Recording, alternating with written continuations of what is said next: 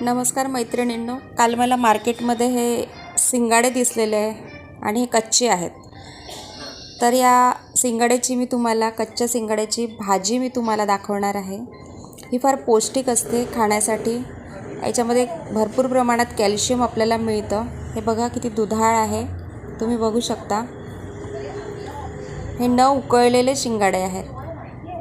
तुम्ही बघू शकता मी इथे सिंगाड्याची पेस्ट करून घेतलेली आहे. मिक्सरमध्ये छान बारीक अशी पेस्ट ही झालेली आहे. यामध्ये मी काहीच घातलेलं नाही, फक्त सिंगाडे धुवून छान व्यवस्थित त्याला बारीक करून घेतलेलं आहे. आता मी गॅसवर एक पॅन ठेवलेला आहे आणि पॅनमध्ये तेल घालते आहे.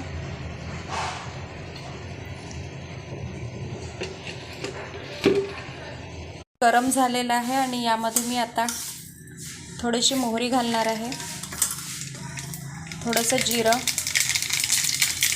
आणि त्यामध्ये बारीक चिरलेला कांदा घालणार आहे. कांदा आपल्याला भरपूर असा घालायचा आहे आणि तो छान होऊ द्यायचा आहे. जसं आपण खसखसची भाजी करतो ना, अगदी त्याच पद्धतीने ही आपल्याला भाजी करायची आहे.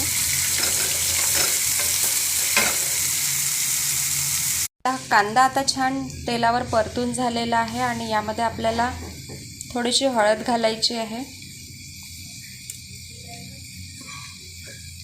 थोडंसं तिखट, चवीनुसार तुम्हाला ज्या पद्धतीने कमी जास्त प्रमाण पाहिजे त्यानुसार तुम्ही तिखट घालू शकता. आणि थोडासा गरम मसाला आपण यात घालूया. आणि त्यानंतर ही जी सिंगाड्याची पेस्ट आहे आपण जी बारीक करून घेतलेली आहे ती आपण यात घालणार आहोत. ती पूर्ण आपण यात घालूया. आणि आपलं मीठ राहिलेलं होतं घालायचं, चवीनुसार आपल्याला ते मीठ घालायचं आहे. त्यानंतर हे व्यवस्थित आपल्याला याच्यामध्ये भाजून घ्यायचं आहे. जशी खसखसची भाजी आपण भाजतो ना तेलामध्ये छान, तसं आपल्याला हे छान असं भाजून घ्यायचं आहे. तर तुम्ही बघू शकता 10 मिनटानंतर कसं छान सुटायला लागलेलं आहे, ह्याच्यावर तेल सुटायला लागलेलं आहे. आता आपल्याला हे करायचं आहे की यामध्ये आपण थोडंसं पाणी घालणार आहोत.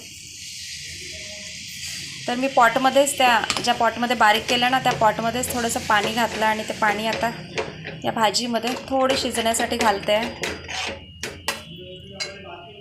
आणि त्यानंतर अशी आपली भाजी आता छान रेडी झालेली आहे. तुम्ही बघू शकता किती छान याला रंग आलेला आहे आणि चवही खूप छान उत्तम असते. यावर आता आपण कोथिंबीर घालूया आणि हे सर्व करण्यासाठी रेडी आहे.